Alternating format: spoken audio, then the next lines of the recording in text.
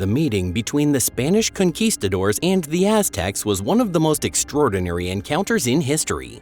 When Hernán Cortés and his men entered the mighty city of Tenochtitlan, they were met with a world unlike anything they had ever seen. Towering temples, bustling markets, and a sophisticated empire left the Spaniards in awe, but also filled them with fear and uncertainty. Their descriptions of this meeting reveal a fascinating mix of admiration, misunderstanding, and cultural clash that would change the course of history forever. But what did the Spaniards see that amazed them so deeply? And how did their accounts shape the way we understand the Aztec Empire today? In this video, we will uncover the captivating details of how the conquistadors described their first meeting with the Aztecs and explore the profound impact this moment had on both civilizations. The journey to Tenochtitlan. The journey to Tenochtitlan was nothing short of spectacular, with circumstances that tested the strength and will of Hernán Cortés and his men. Early on, Cortés made a bold choice that changed the path of the expedition. He ordered the scuttling of their ships. By destroying their means of retreat, he sent a clear message to his men. There was no turning back. Their survival now depended entirely on the success of the mission. It was a psychological gamble that tightened the bond of the troops, but also instilled a sense of desperation. This journey exposed the Spaniards to a world that was completely alien to them. They marveled at towering mountains and expansive valleys, encountering exotic flora and fauna they had never seen before. The presence of ceremonial sites and richly adorned villages hinted at the power and wealth of the civilizations that lay ahead, fueling their determination and greed. Finally, after weeks of grueling travel, they ascended into the Valley of Mexico. The site of Lake Texcoco and the cities surrounding it was unlike anything they could have imagined. Their guides pointed them towards Tenochtitlan, a city rising majestically from the lake, connected by wide causeways. It was here that their journey ended, and the real challenge began. First impressions of the Aztec Empire. When the Spanish conquistadors entered Tenochtitlan for the first time, they were left speechless. Bernal Diaz del Castillo, one of Cortés's men, later wrote of the city's splendor with awe, describing it as a sight that surpassed anything they had seen in Europe. Rising from the middle of Lake Texcoco, Tenochtitlan was a metropolis of incredible scale and organization. Its whitewashed temples gleamed in the sunlight, its broad causeways stretched like arms across the water, and its bustling streets teemed with life. For the Spaniards, it felt as if they had walked into another world. The markets of Tenochtitlan were among the most astonishing aspects of the city.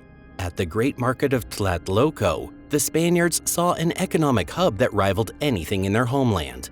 Stalls stretched as far as the eye could see, selling goods that ranged from precious metals and vibrant textiles to exotic animals and foodstuffs. The organization was remarkable, with designated areas for each type of product and officials overseeing trade. The Spaniards were struck not only by the variety, but also by the efficiency of this massive economic engine. What made these first impressions so striking was the stark contrast between the Aztec world and their own. While Europe had its share of grand cities, Tenochtitlan's urban planning was unlike anything the Spaniards had encountered. Aqueducts brought fresh water into the city, while chinampas, floating gardens, ensured a steady supply of food. The canals crisscrossing the city acted like streets, bustling with canoes transporting goods and people.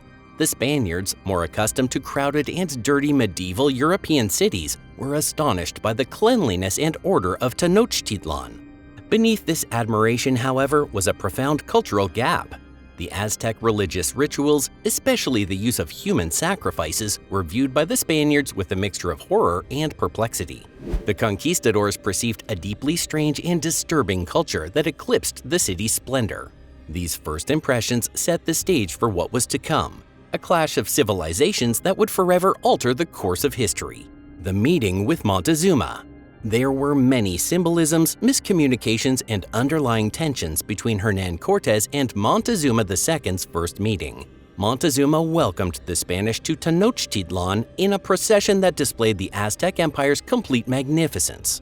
Encircled by attendants and nobles, Montezuma was transported on a sumptuous litter while wearing opulent clothing embellished with gold and valuable feathers. The streets were crowded with interested bystanders, and the air was thick with incense as they watched a gathering that seemed less political and more like a spiritual encounter. For Montezuma, this was more than a diplomatic gesture. Aztec prophecies foretold the possible return of Quetzalcoatl, a feathered serpent god associated with wisdom and renewal. To some, the arrival of the Spaniards, pale-skinned and riding horses, creatures the Aztecs had never seen, seemed to fulfill these prophecies. Montezuma's symbolic gestures, including offering Cortés a necklace of gold, were rooted in this uncertainty. The reception was similarly intense on the Spanish side. Motivated by a combination of religious zeal and ambition, Cortés viewed Montezuma as both a threat and a chance. Cortés was keen to place the Aztec Empire under Spanish rule because it signified great wealth and a large number of potential Christian converts. His confidence was only bolstered by his perception of Montezuma's gestures as capitulation rather than diplomacy. During the meeting, the tension was evident. Despite their apparent respect, both parties were planning their next course of action.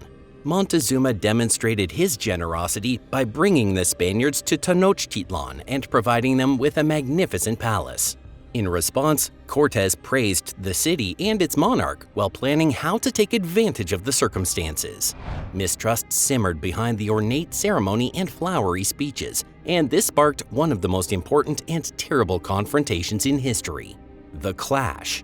Hernán Cortés and his men, though awed by the splendor of Tenochtitlan, quickly realized the precariousness of their situation.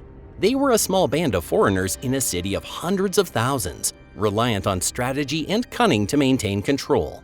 Montezuma, on the other hand, faced an equally delicate dilemma. While he had welcomed the Spaniards with gifts and respect, the emperor's position grew increasingly tenuous as discontent simmered among his people. Many Aztecs viewed Montezuma's apparent submission to the Spaniards as a betrayal, and the Spaniards' presence in the city only fueled suspicions that they posed a greater threat than their initial diplomacy suggested. The decisive point came when the Spaniards, looking to solidify their dominance, decided to kidnap Montezuma. While this briefly permitted them to dominate the Aztec government, it also widened the schism between the Spaniards and the native population. Resentment escalated to insurrection, and the city descended into anarchy. The Spaniards, battling to preserve control, were besieged and trapped in Tenochtitlan when the Aztecs rose up against them. The violence culminated in the infamous Noche Triste, Night of Sorrows, when the Spaniards attempted to escape the city under the cover of darkness. The narrow causeways became killing grounds as Aztec warriors launched relentless attacks. Weighted down by gold looted from the city, many Spaniards drowned in the lake, while others fell to Aztec weapons. Cortés barely escaped with his life, retreating with a battered and diminished force. Yet this was not the end. Cortés regrouped, forged alliances with local tribes who were enemies of the Aztecs, and returned with a stronger, more determined army.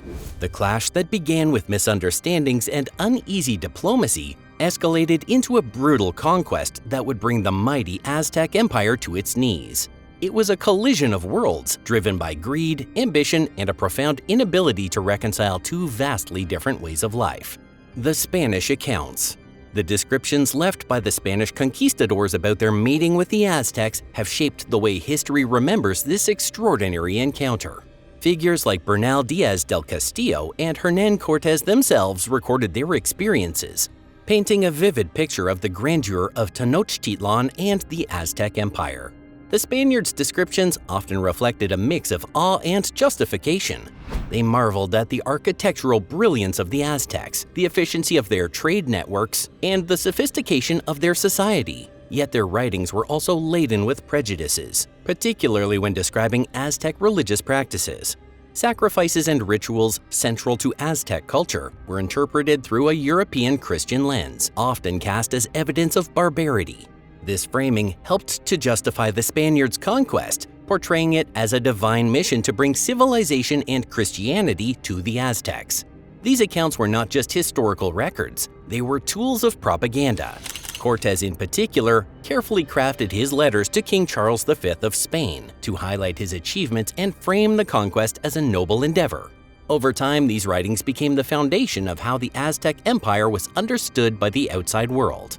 However, modern historians have sought to balance these narratives, using archaeology, indigenous oral histories, and surviving Aztec codices to present a fuller picture of the empire and its culture.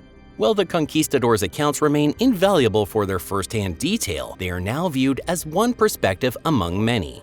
So, what do you think about the Spaniards' first encounter with the Aztec Empire? Share your thoughts in the comments below. If you enjoyed diving into this fascinating chapter of history, give this video a thumbs up and subscribe to our channel for more captivating stories from the past. Until next time, thanks for watching.